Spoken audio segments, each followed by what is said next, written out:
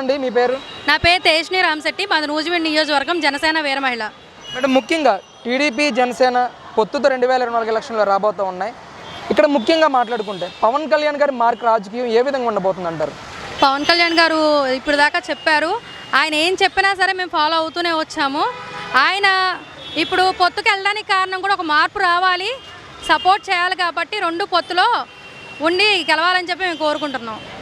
అంటే ఈ పొత్తు ప్రజల కోసమని ఈ నాయకులు ఏదైతే టీడీపీ జనసేన నాయకులు కానీ మాట్లాడుతూ ఉన్నారు. ఒకవైపు వైసీపీ నాయకులు ప్యాకేజీ కోసమే జనసేన ఈరోజు టీడీపీతో పొత్తు పెట్టుకున్నారని చెప్పేసి వాళ్ళు విమర్శలు చేస్తూ ఉన్నారు. ఎలా చూస్తారు?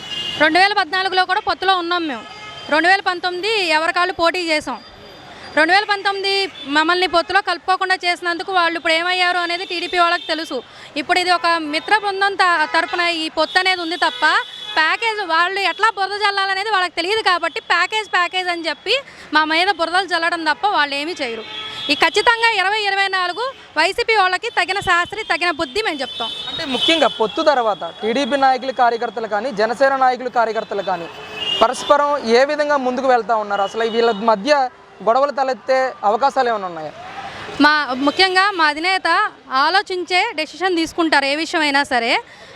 అక్కడ టీడీపీ వాళ్ళు అవనివ్వండి, జనసేన వాళ్ళు కానీ ఇప్పుడు నేను క్యాంపెయినింగ్కి వెళ్తున్నాను, అందరూ కలిసికట్టుగానే వెళ్తున్నాం, ఒక మాట మీద ఉంటున్నాం. ఏంటి మేడం, అసలు ఆడవాళ్ళ క్రైమ్ రేట్లో ఈరోజు ఏపీనే టాప్ పొజిషన్లో ఉండడాన్ని ఒక మహిళగా మీరు ఎంతవరకు స్పందిస్తారు దీనికి? ఏపీలో టాప్ పొజిషన్ అంటే క్రైమ్ రేటు మంది అసలు అర్ధరాత్రి 12 తర్వాత నడిస్తే మనకు స్వాతంత్రం వచ్చినట్టు లేడీస్ అన్నారు. అర్ధరాత్రి 12ంటికి మనం బయటకు వస్తే మళ్ళీ ఇంటికి వెళ్తామో లేదో చెప్పలేము. 12ంటికనే ఉంది. మనం ఎప్పుడు వచ్చినా సరే ఇప్పుడు చూస్తుంటే స్టూడెంట్స్ డ్రగ్స్కి చాలా బానిసలు అయిపోయారు. ఆడపిల్లలు బయటకు వస్తే ఇంటికి వచ్చేదాకా టెన్షన్స్. అది చిన్నపిల్లలు అవనివ్వండి, చిన్నపిల్లల మీద అత్యాచారాలు 5 ఏళ్ల పిల్ల దగ్గర నుంచి అసలు పుట్టిన పిల్లనే చేసిన రోజులు కూడా ఉన్నాయి. ఆయిషా కేసు దాదాపు 15 ఏళ్ళ పైన అయింది. ఇప్పుడు దాకా ఆ కేసు ఎవరు చేశారన్నది ఇప్పుడు కూడా రాలేదు. ఈ ప్రభుత్వం వల్ల ఎంతమంది నాశనం అయ్యారో లేడీస్ అనేది అందరికీ తెలుసు. ఇప్పటికైనా జనం కళ్ళు తెలుసుకొని ఈసారి ఈ మార్పు తీసుకొస్తారని కోరుకుంటున్నాం. ముఖ్యంగా టీడీపీ జనసేన ప్రభుత్వం ఏర్పడితే ఈ మహిళల మీద జరిగే అఘాయిత్యాలని అరికట్టడానికి ఏమన్నా ఒక స్ట్రాంగ్ కమిటీని తీసుకొచ్చే అవకాశం ఉందంటారా? ఖచ్చితంగా ఉంటుందండి. ఇప్పటికీ కళ్యాణ్ గారు చాలాసార్లు చెప్పారు, ఏదొచ్చినా సరే మహిళలకు సంబంధించిన ఇష్యూ వస్తే ఫస్ట్ స్పందించేది కళ్యాణ్ గారే.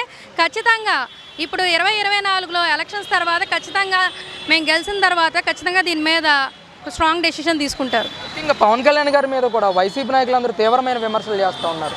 నిత్య పెళ్లి కొడుకు అని, ఈ నిత్య పెళ్లి కొడుకు ఈరోజు అమిత్ షా బీజేపీ ఆశీస్సులు కావాలని చెప్పి కూడా అంబటి రాంబాబు గారు ట్వీట్లు చేస్తూ ఉన్నారు. ఎలా చూస్తారు మేడం? ఇప్పుడు కళ్యాణ్ గారు ఆయన నీతికి నిలువెత్తు అర్థం. ఆయన విమర్శించాలంటే 3 పెళ్ళిళ్ళు ఇవి తప్ప ఇంకేమీ లేదు. వీళ్ళలాగా వీడియో కాల్స్ చేయడాలు, జిమ్ములు చేయడాలు ఆయనకి రావు కదా. ఆయన ఏది చేసినా ఆయన సంపాదించిన డబ్బులతోనే ఆయన చేస్తారు. వీళ్ళలాగా డబ్బులు నొక్కి ఇసుక మాఫియాలు, స్కామ్లు చెయ్యరు. వాళ్ళు ఎట్లా టార్గెట్ చేయాలంటే ఒక వ్యక్తిగతంగా కొడితే ఆయన ఏమైనా వెనక్కి వెళ్తారేమో, వీళ్ళు ఎంత వ్యక్తిగతంగా కొడితే ఆయన అంతే ఫోర్స్గా ముందరకు వస్తారు. ఖచ్చితంగా ఆయన వీళ్ళకి టిట్ ఫర్ టాట్ ఇస్తారు. ఈసారి చాలా టఫ్గానే ఉంటుంది. ఖచ్చితంగా అయితే మార్పు వస్తుందని నేను భావిస్తున్నాను.